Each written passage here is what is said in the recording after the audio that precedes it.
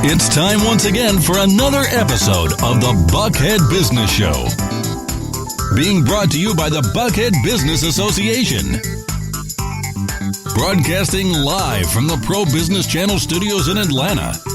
And now, here's your host for today's episode. Well, good morning. It's a beautiful day in Buckhead, as most days are in Buckhead. We have a Chamber of Commerce style of weather, and we're certainly going to enjoy it together. We've got two phenomenal guests. I'm your host this morning, Michael Moore. We serve on this channel, and we do the program here on the basis of sponsorship by the Buckhead Business Association, and we're focusing on learning things that we need to do to be better leaders. We need to focus on things that we're learning to be a better community leader, as well as a personal leader of not only our families but our business. This morning in the studio, I've got Aubrey Ruderman, who serves here at the Pro Business Channel, to be with us. We're going to have a Georgia Business Radio show come up next, and we've got some more guests coming in. But today, I've got the honor and the pleasure of having two superstars in the marketplace. We've got those authors, we've got those other radio hosts, we've got just information that's going to make a difference for you. So we've got Aubrey Daniels, who is, many of you have, he needs no introduction, but I'll do that in just a minute. And we've also got Christy Walters, who is one of those national speakers who has come in the room today to talk about some very special things in her world, because she's a trainer. And she's also, as I mentioned, a radio host, and she's been at this marketplace for quite a while. And I actually have some fun of participating every month with her at the National Speakers Association group here in Atlanta. So we're in for some treats today. So let's start out with Aubrey. Mr. Daniels, you are one of those PhD fellows who's been doing this for just more than 1 or 2 years. About 40. About 40 of them. Aubrey Daniels, he's chairman of his own company, which is Aubrey Daniels International, and I've known him in our marketplace for quite a while. His organization is pretty well timeless in looking at behavioral principles and how they imply or used down in the workplace. He's been working most recently to kind of re-energize that workplace, because there are a lot of changes dealing with age and height both, right? I'm getting shorter. Well, he's optimizing performance. He's making tools to optimize and achieve lasting results.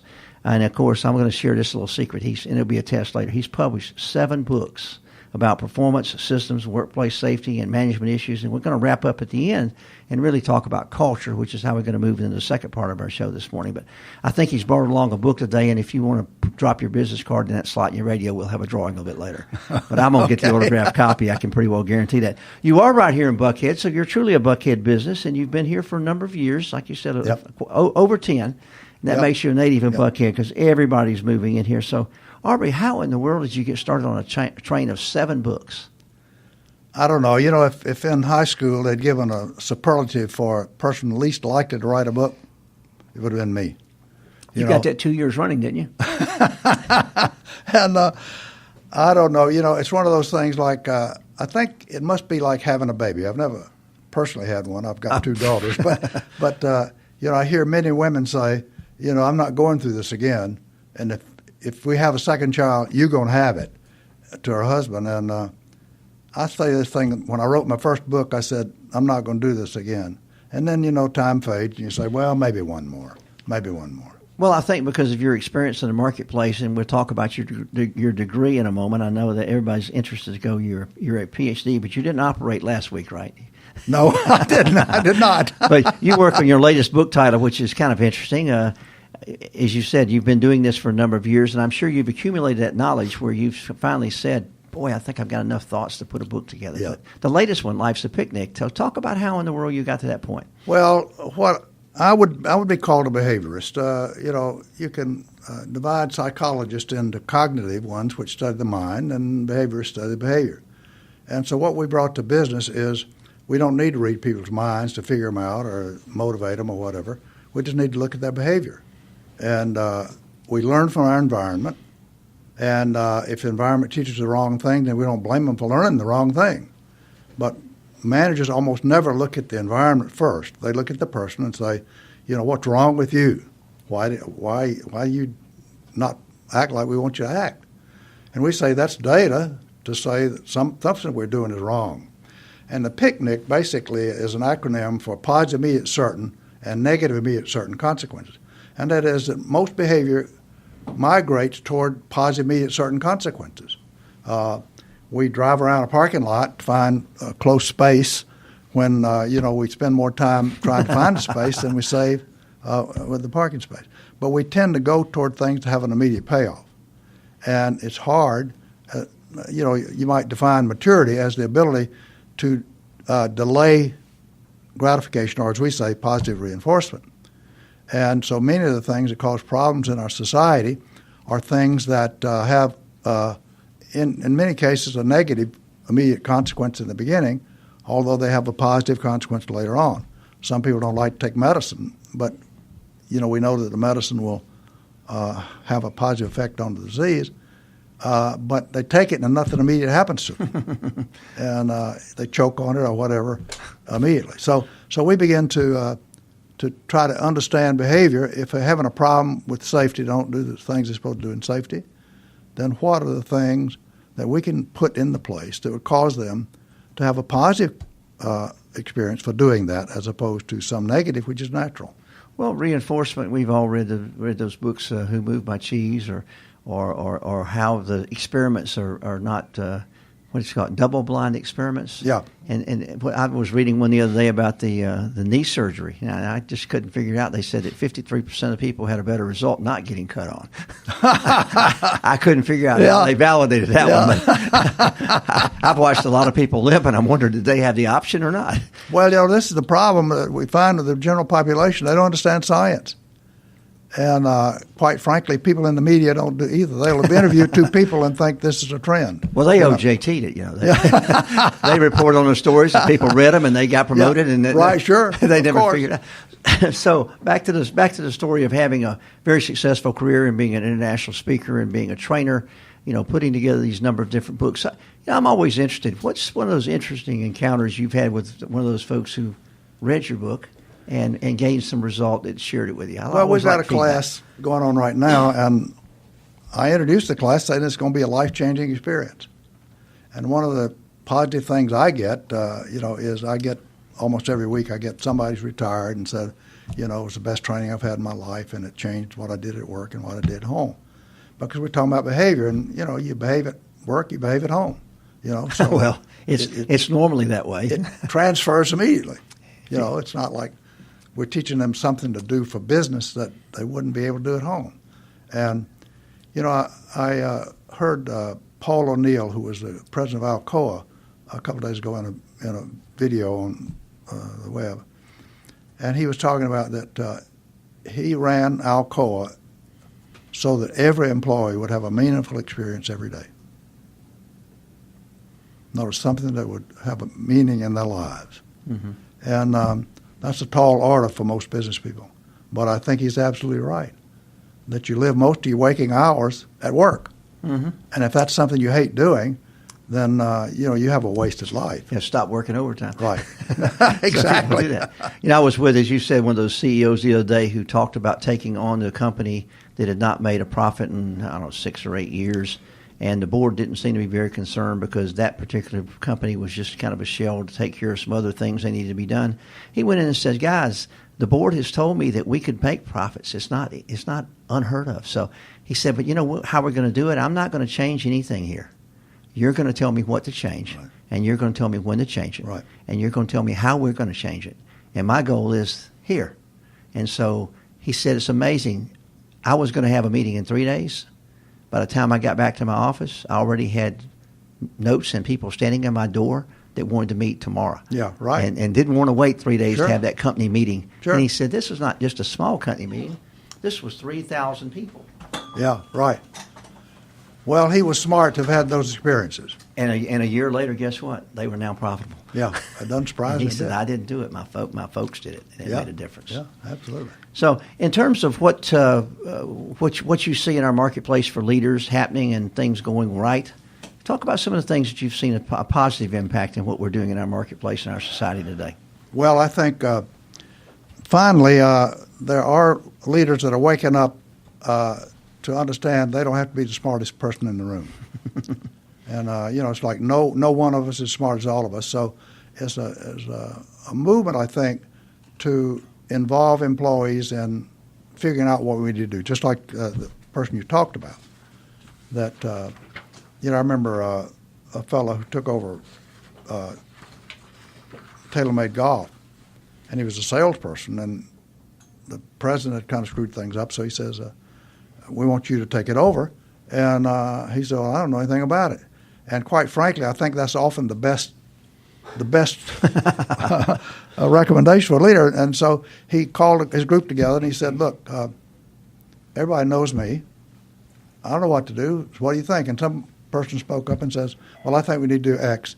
And he said, that sounds pretty How many good. of y'all think we need to do that? That sounds pretty good. We'll do my majority. And then he said, somebody else said something different. He said, well, that sounds pretty good too.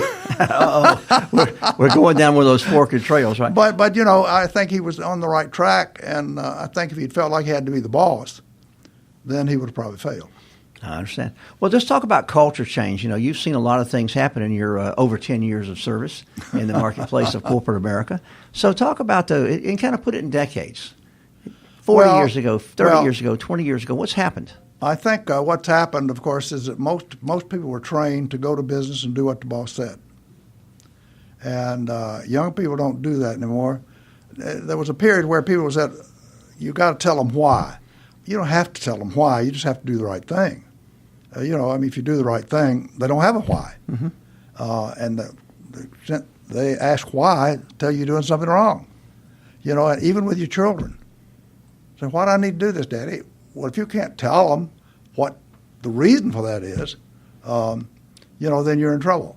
So that worked very well. People went to work and they did things methodically, and it worked okay.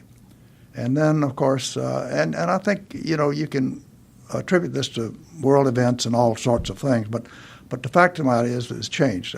I think what's happened, in part, is causing a lot of problems today, is that parents have been told to have a positive parenting kind of style without understanding the science of behavior. And so what they've done is they've reinforced the wrong behaviors at the wrong time in the wrong way and not punished behaviors that they should have decreased. Sure.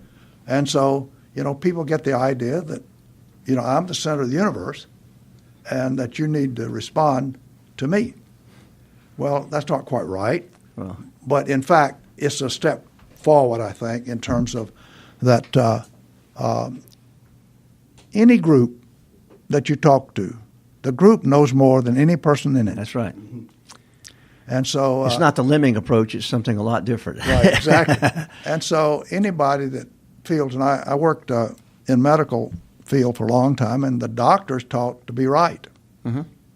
And I was, of course, dealing with psychiatrists, and they would tell nurses to do things when they didn't know what they were supposed to do. That's right.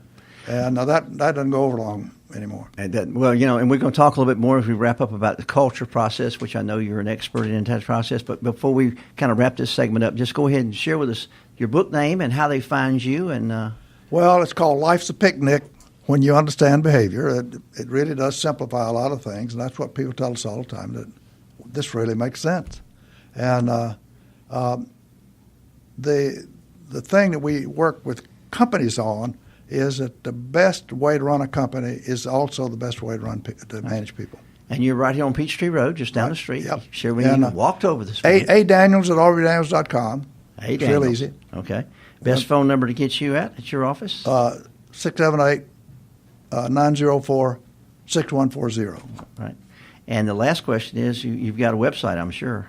Yeah, aubreydaniels.com. Aubrey, that's pretty simple. Pretty easy. Now, he spells it Aubrey for those of you. Just like a girl. That's just like the girl, but he's definitely a man of knowledge. He's not a man of knowledge. Well, thank you for being with us this morning. As I said, the show is being brought to you by the Buckhead Business Association. My name is Michael Moore. We've been visiting with Aubrey Daniels, and that we've learned about the life being a picnic. And we're going to talk a little bit about what you do while you're at the picnic a little bit in a moment with Christy Walters. Now, Christy is one of those young ladies who's got some skill sets trained by somebody who we've got all recognized, and also she's been through the school of good knocks because she's now just become a professional speaker.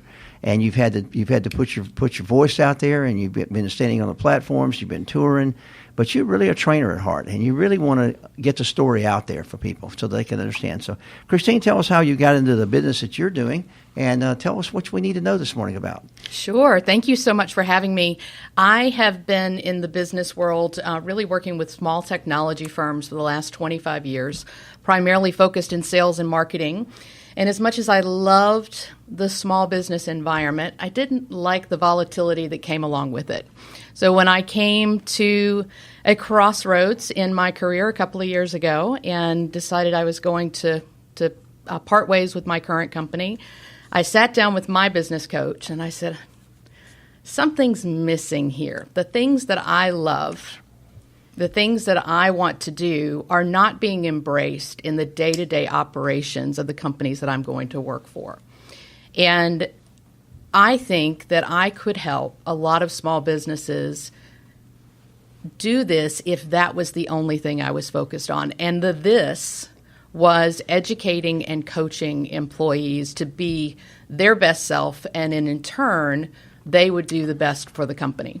Now, I know you went through a process. You just didn't go out and hang your shingle up and become an immediate helper. I kind of did, actually, Michael. So you can still OJT this coaching thing. Is that what I'm hearing? I did, yes. So I really did. In fact, I just went through an intensive program with Coaches Training Institute over the last 6 months because I spent the first year of my business coaching employees and realizing that I was starting to get into areas of their lives that I was like, gosh, I'm not sure I'm a good steward of this given my current level of credentials. So I'm certainly not nearly as credentialed as Aubrey is here, but it really was important to me to be able to hold that close for my clients. Well, and I wanted to go there with just a little thought because we all have a lot of experiences. My father used to say we're the summation of all the experiences we had up until this moment. And you exactly exemplify that because you had been a successful person in companies. Yeah. You had been a leader. You'd been a teacher. You'd been probably even preaching to some of your staff sometimes. Oh, yeah, yeah. And then you went out and practiced most of that. But as we changed, as the culture changed over the last, really for a lot of people, the last 10 to 15 years, because, I mean, everybody kind of draws those bookmarks out there. We've got these millennials, these Xers, and these whatevers. But in reality, we have not only have 9/11, which made a great change 15 years ago, but then we have '08, which made a second change. And it wasn't 10 years between them. So we kind of compressed our decades for business. And we are all sitting in a room over the age that have been through both of those segments. Yeah, absolutely. Some of them a little younger than others. But those two pivot points, regardless of what you call the age group or anything else, people learned that they had to have experience, they had to have expertise, and they had to go back and re-educate themselves to take care of new challenges because things change. So you sought to be a coach, and you picked out a specific track, and you used it to fill in some of the gaps. So talk about some of the serious things that you think are coming around the curve in coaching. Oh gosh, serious things in coaching. One is I love the rhetoric that is happening today in most corporate environments, and that's that coaching is not just relegated to the C-suite level of an organization. That if you're going to grow employees, you have to start early and you have to coach consistently over a period of time. And it's also, one of the things that we talk about in coaching is that it's not about me being a sage.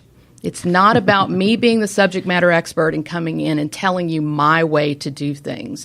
It's about me helping you eliminate those blind spots, eliminate that noise that's getting in your way, and helping you be the best version of you. You are naturally creative, resourceful, and whole, and it's my job to bring that out in you. And whether that's a personal element, I mean, that certainly plays into general life coaching, but it is very applicable in the corporate environment. And my desire is that, the statistics around engagement in the workplace are staggering. 73% of employees state that they are not actively engaged and happy in their workplace. That's amazing, right? 73%. Could they just sleep in and maybe not mess up the company? Exactly. And, that's collecting a paycheck. And when you're spending so much time in an endeavor that doesn't fuel you, you're just going to lose so much in other parts of your life, too. Well, we have so many, quote, plans, programs, tests, and abilities now. How do you keep an employee, quote, motivated, or how do you measure what their reluctance to show up or not show up to work is, and how do you really gauge performance anymore? Yeah. How are you what kind of tools or what kind of ideas are you using in companies to make a difference today? Yeah, well, you certainly don't do it once a year on a piece of paper, right? So that would be the first step in the process. And I think a lot of companies are really coming to that realization. What you do is you hire correctly. You hire for the right. Whoa, that's a whole different story. Yeah, there. exactly. We'll have a different Yeah. show on that, right? But you hire for the right individual for the role that you're filling, not just to fill a gap. And you have to also have some focus on the individual themselves. If you can work within the things that are going to motivate them, the purpose that drives them, then they're going to work 150% harder than a command and control environment that you might be used to in your corporate. Well, now, interesting, the personality test. Last show, we had somebody in talking about the different quick ways to measure people. Sure. It's amazing how most people do. They could go through life and never really know how to interact. I'm sure you've seen that, Aubrey, in your expertise. And we're going to see that in the last segment as we talk about how you really communicate via the tools. We're all visual. Most of us are visual. 73% or more are visual. Very few are auditory anymore, especially since everything's on video. But how do you get the right information? How do you synthesize the right stuff to put in front of employees to actually let them be part of their growth? Are you going to speak about that a second? Yeah, I don't think there's one answer to that, honestly. I think, and that's part of the reason why I have 3 cornerstones to my business, and it is strategy, because you have to have the right strategy and systems in place to support the people that are working for you. It's training, because education is important. A lot of what you just described is people don't have the skills naturally. They weren't born with this innate ability to lead in the way that you want them to lead. And then finally, it's ongoing coaching, because sitting in a classroom for one day helps you for that day. You might get everyone really energized and excited, but I guarantee you, if I walk back in there 6 weeks later, if you haven't done any ongoing coaching to reinforce that, it's all gone. Well, I think you're right. I think, one, we're not going to figure out how to hire today, and we're also not going to figure out the right model to have everybody learn and apply, because so many things in jobs today are really, they're still OJT to some degree, but they're actually planned OJT. Yes. So we're not teaching people to be brain surgeons by showing them how to work on feet. Right. Yes, exactly. That's one of those. That's a very visual. So, Christy, how do people get in touch with you? So you can find me on at ChristyWalters.com. I also have a podcast as well called The Why and the Buy, and that is at thewhyandthebuy.com. It's also available on iTunes, Stitcher, SoundCloud, wherever you get your podcasts. That's been a very exciting endeavor for me, and you can always call me 770-687-6678, and I am happy to do a sample coaching session with you if you want to see what this is all about.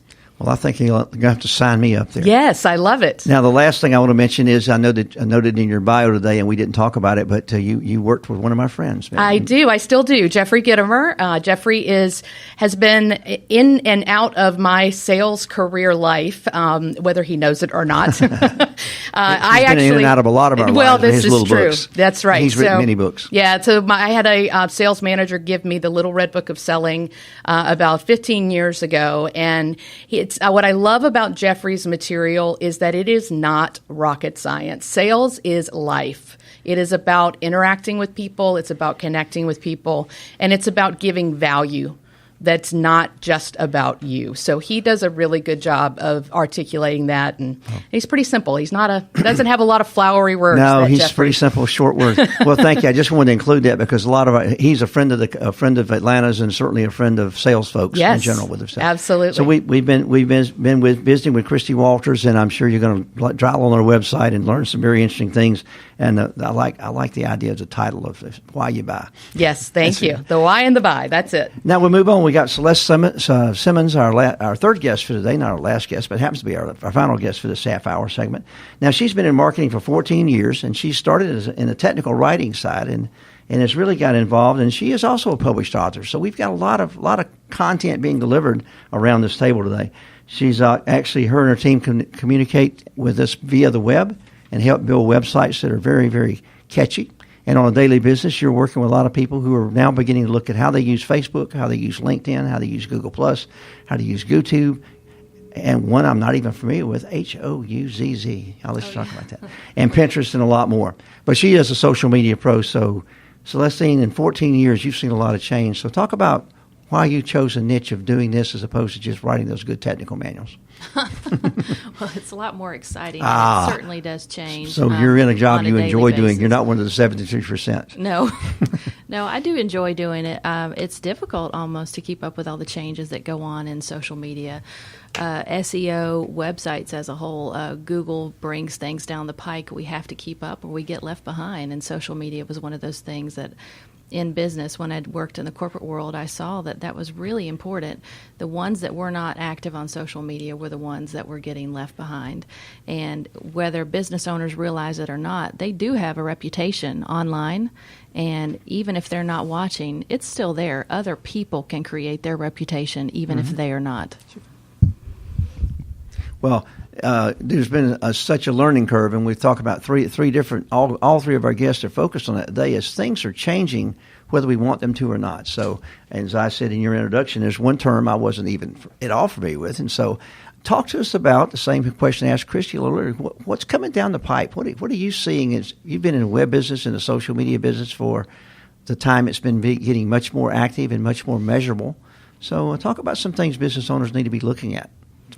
Okay, I think one of the biggest changes this year, well, we all know that video is huge, and it's definitely not going away. It's really essential to have video on your website, as well as your company Facebook page, your Google Plus page, video codes. Once you load them to YouTube or Vimeo, they can be shared on all of your social media sites. And so that's really important. It's important, even if it's a short 30 or 60-second video, it's really important to have one. It gives you a boost in SEO, and it's an easy shareable format across all your social media channels. You can now share videos, little snippet videos on Twitter. You can now do it on LinkedIn as of just like a month ago.